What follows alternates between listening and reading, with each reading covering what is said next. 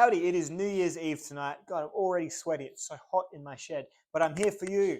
I don't like New Year's Eve. I'm always glad when it's just January the 2nd and we can all get on with our lives. I feel like I should be doing something or I shouldn't, or I'm on a loose end or whatever. There's never any harm in having a couple of extra videos uploading on New Year's Eve for people just looking for something to pass the night and get on to the next day, you know? That's what it's all about, isn't it? So this video and two others are going to upload all about 11 p.m.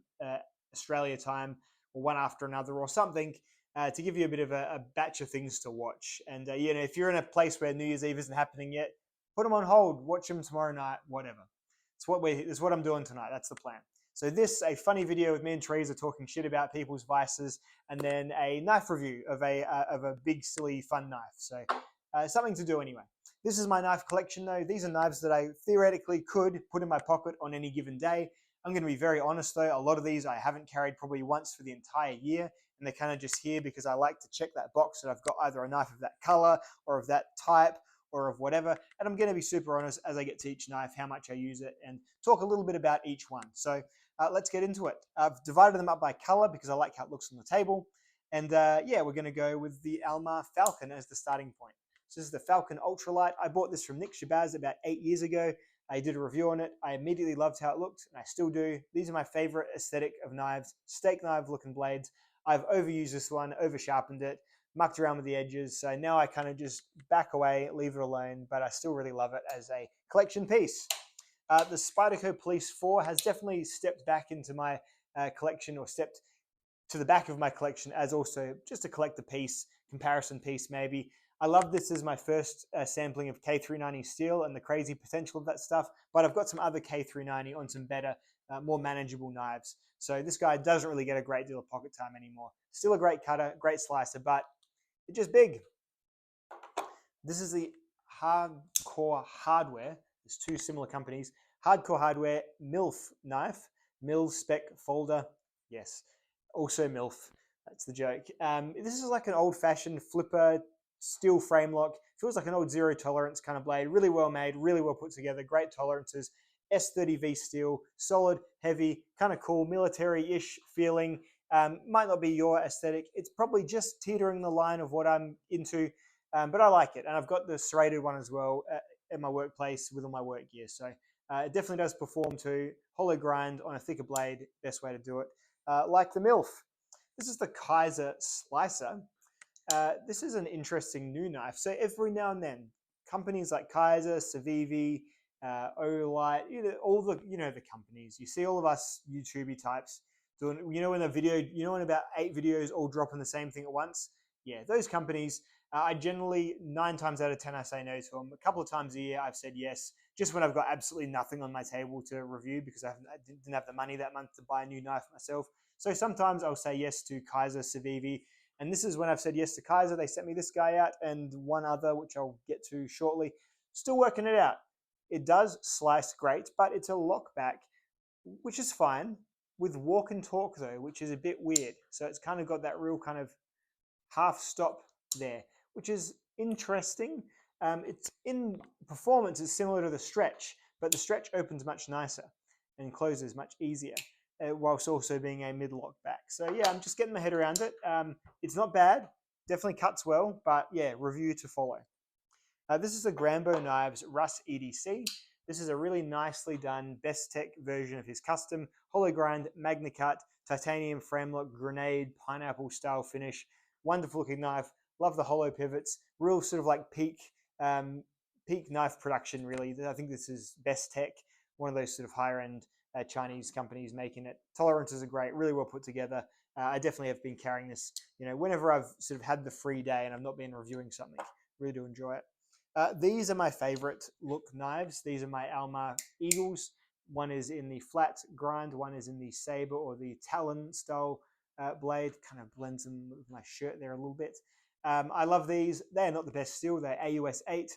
I think they perform pretty well. They slice pretty good. This one slices better than this one. This one is thicker behind the edge, owing to its more sort of stabby profile. And this is the slicey profile. I just love how they look. I don't carry these a great deal because I'm trying to preserve the blades a little bit. The AUS 8, if you do sharpen it, it does tend to go. And these two, I've got another two here. These are marksmans, buck marksmans. I really like this pattern, really unconventional, really odd from G&G Hawk.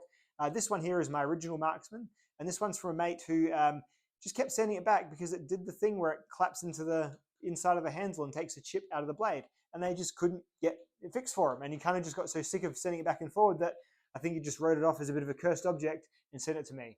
154 cm in this first one, CPM 154 here. I don't think they're made anymore, so bit collectory, don't know. This is a Lion Steel Thrill.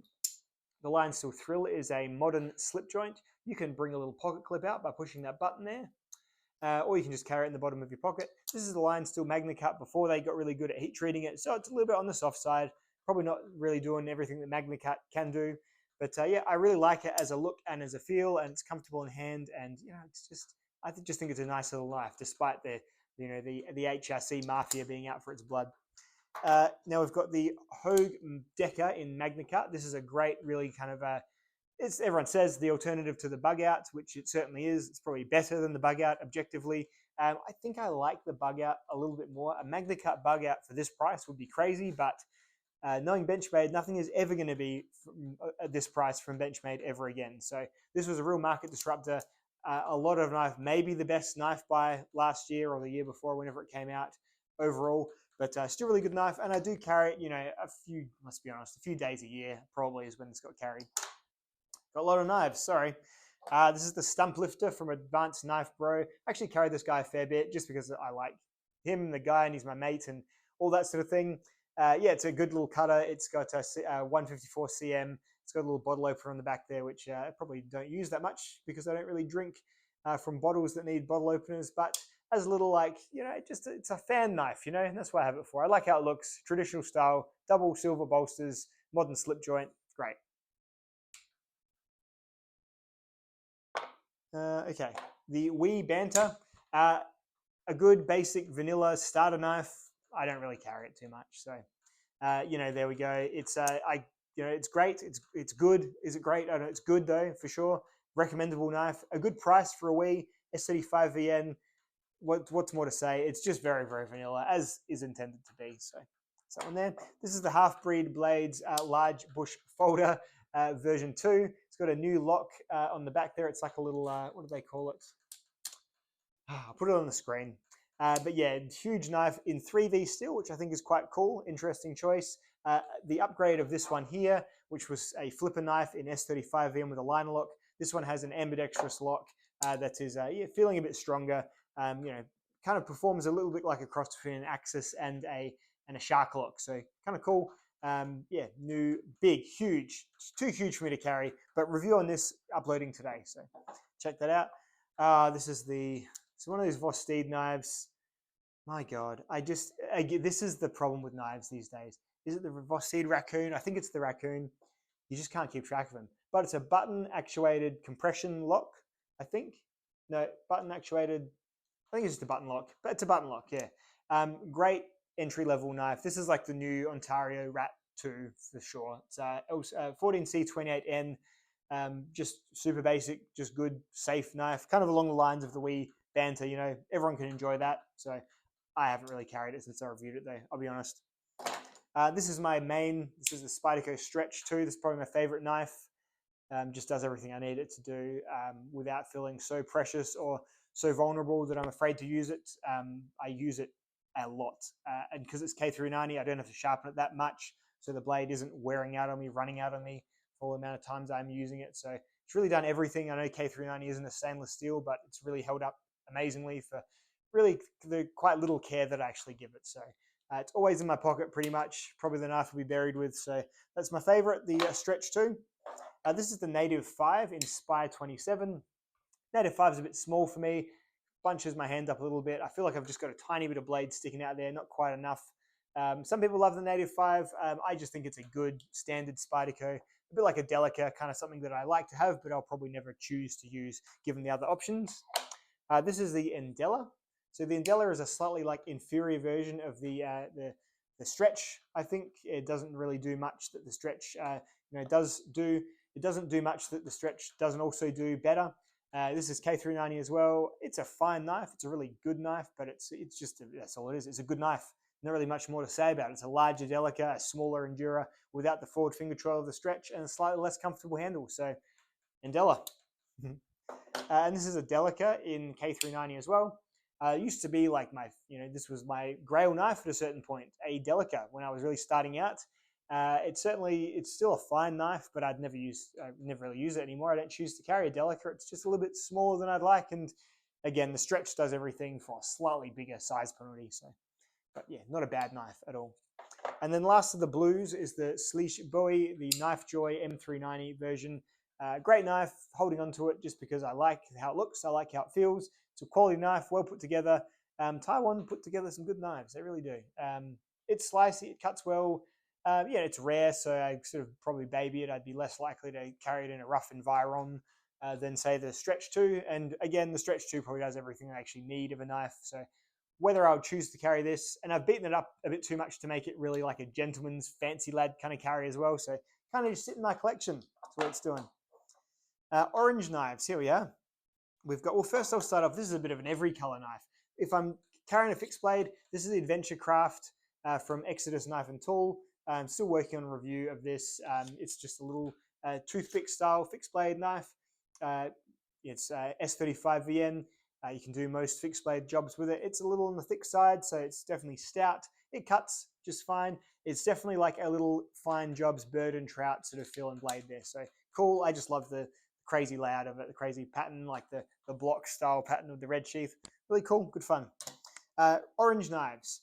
Now, Orange and Spydercos are generally reserved for their Rex type steels. Your HAP 40s, your Rex 45s, and your Rex 121s. So this is a Rex 45 Paramilitary 3 or Para 3 donated to the channel. Thank you, Daniel. Again, this is, gets pocket time every so often, but usually just a steel sample of Rex 45. Para 3, I prefer it as a lightweight version. I feel like the corners of that knife are a little bit nicer. And yeah, this always does feel a bit bulkier than it really should, the Para 3. But,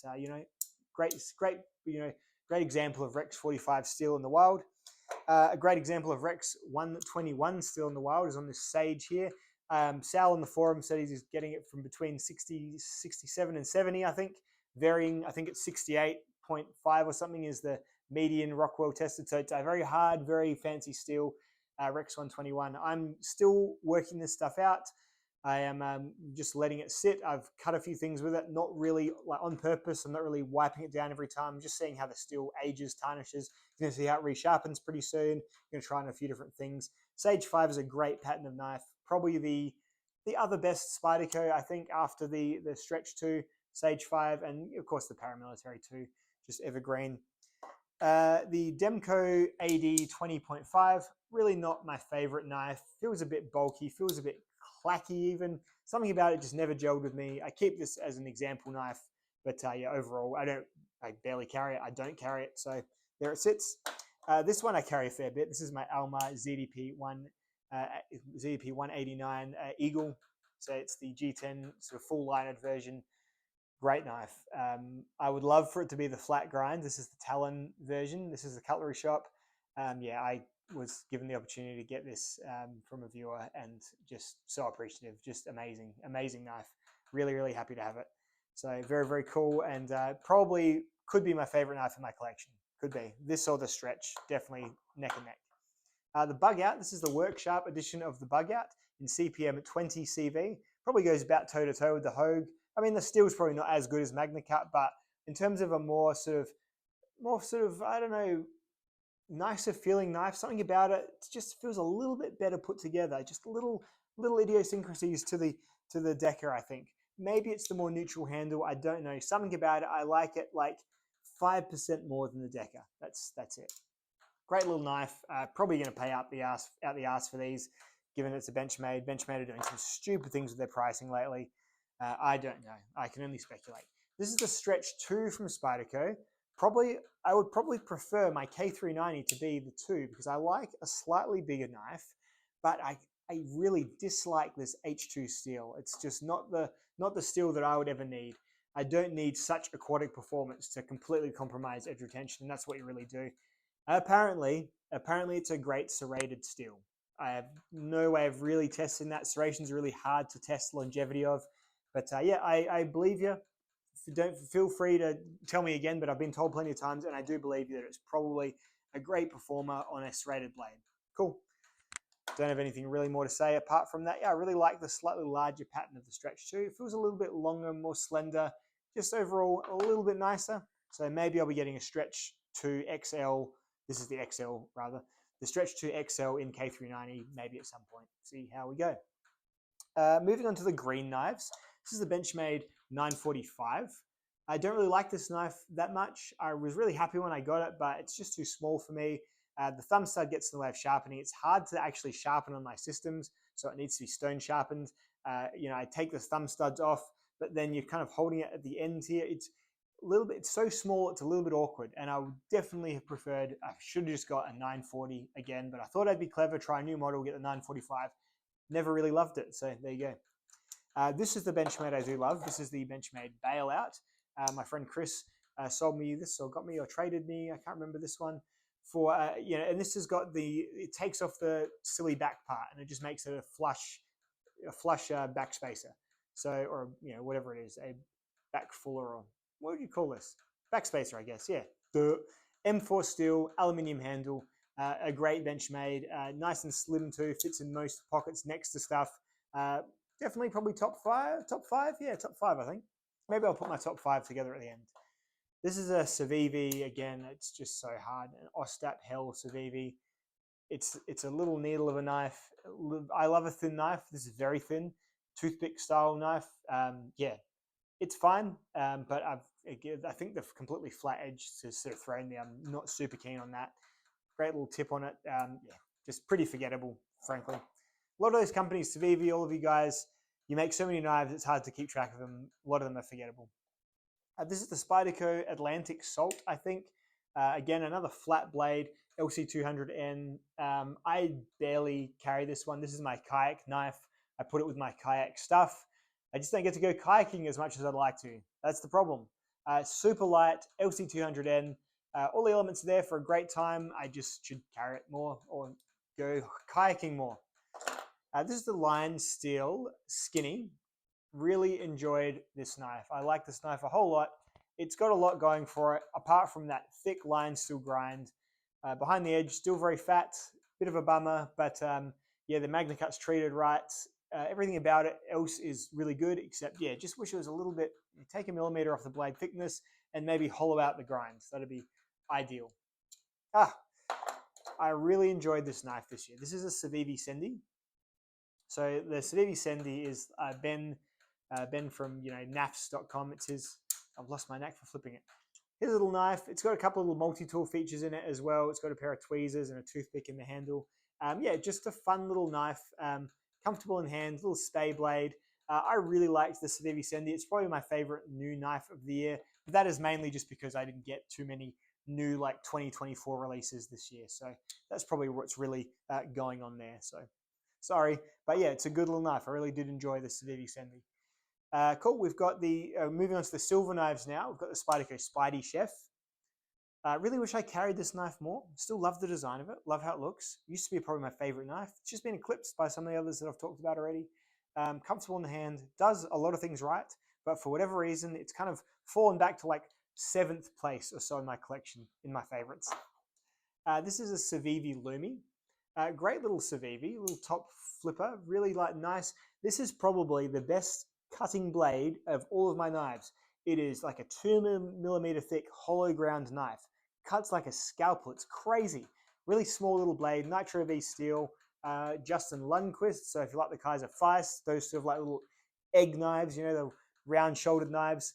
Really, really nice little design. Underrated. Who knows? Maybe. Cool. We've got another gray knife. This is another Spyderco Sage. This is my MagnaCut Sage.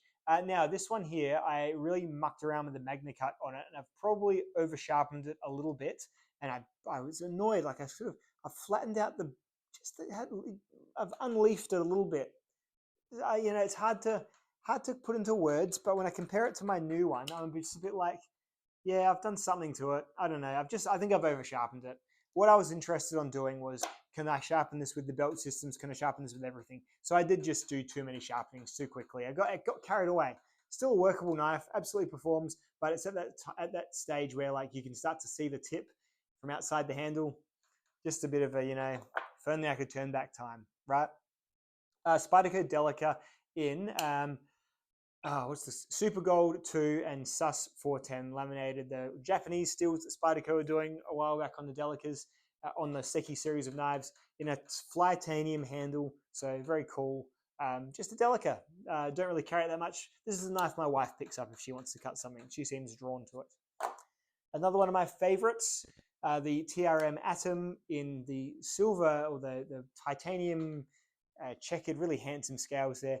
I won't lie, I'll prefer the denim micarta, which I usually have rolling on here, but I've put these on for a bit of a change of pace, and yeah, it's fine. Adds a bit of weight to it, but overall, great performing knife, great cutter, great slicer, perfect size, almost just the most recommendable overall EDC knife you can currently get. And I think there's still about $220, made in America, just hard to get, that's all. This is the Grambo Knives Assetto. This is a front flipping knife made by Kane Grambo, or designed by him, made for him by Best Tech. Another great hollow grind, micarta handle, titanium bolster, kind of a modern traditional, really nice knife. I'll carry this from time to time, and yeah, it's just a good time. So the Assetto, great knife there. Still stand by that recommendation. Oh, I feel very wet. So I was sent this by Kaiser. This is the Mini Begleiter. Yeah, I'm still working it out. It's a Tanto style, very small, little skinny knife, but a little bit thick on the sort of from the spine side. Hard to fit my whole hand up on it, so a review of this might be a little bit ho-hum, a little bit interesting to do. Who knows? I'll have that out sometime in January. The little Mini Begleiter. What is it? Nitro V steel, as seems to be the new style of the time. This is the Aurora Knife and Tool Truffles. My God, how do I forget? Probably one of the most unique knives on my table. The sort of middle button lock in the middle of the frame there. Flipper, front flipper. Generally speaking, a fun knife, like a toy knife, in my opinion. Well made, well put together, all that good stuff.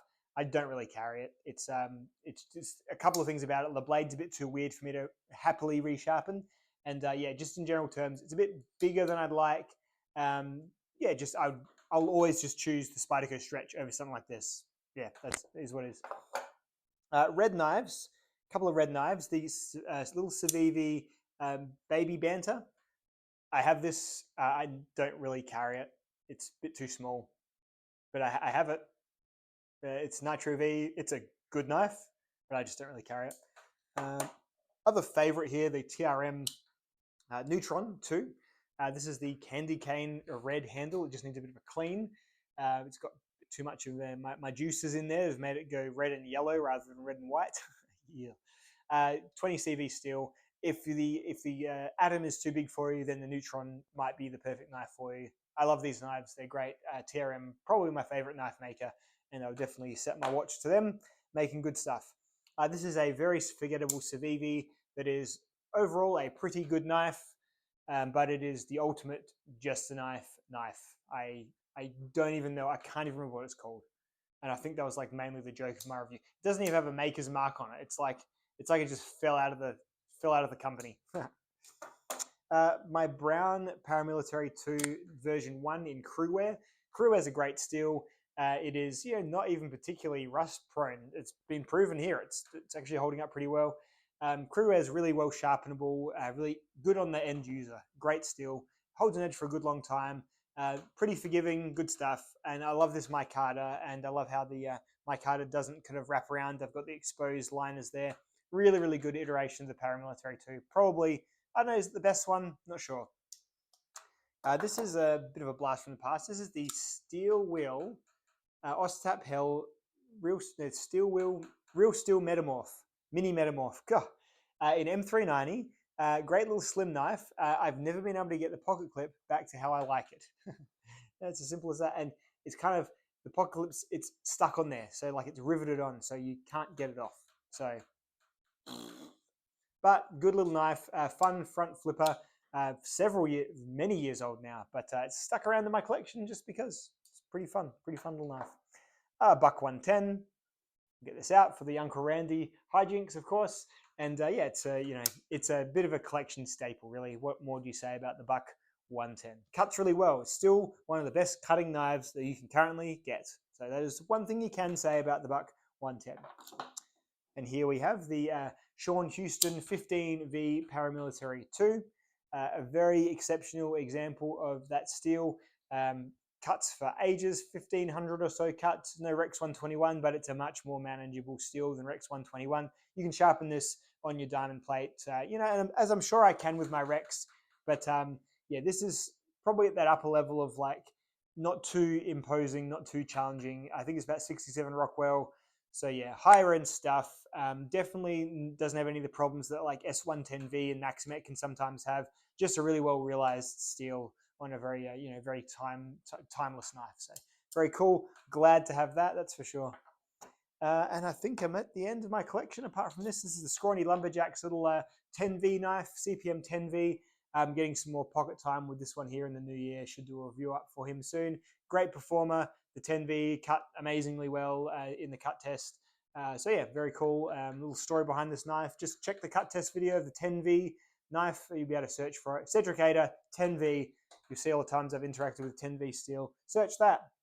So a couple of little fixed blades I'll be trying in the new year as well. So I believe that's all of the knives on the table. I've said something or other about them all.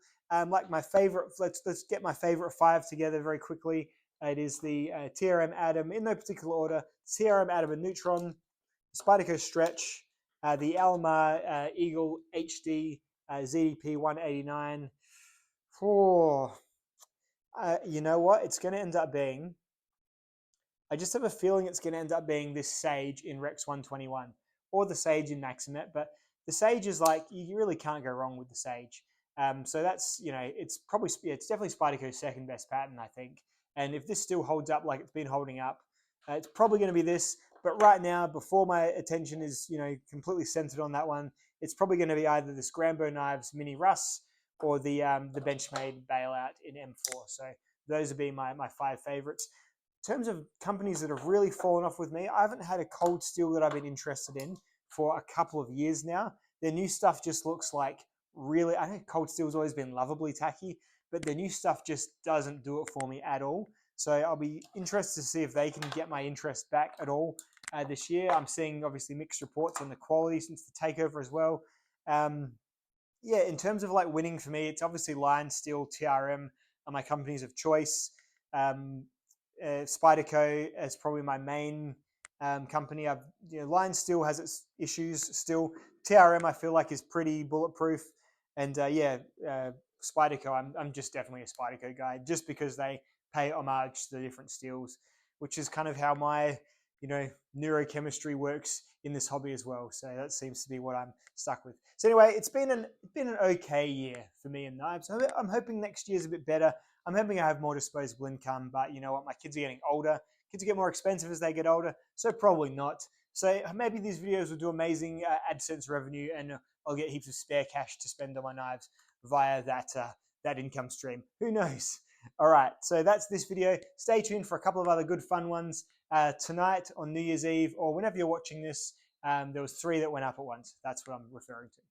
Have a good 2025 if I don't see you before then, and which I won't because I'm on the internet. But it's what you say, isn't it? Anyway, guys, see you later. Goodbye. Happy New Year.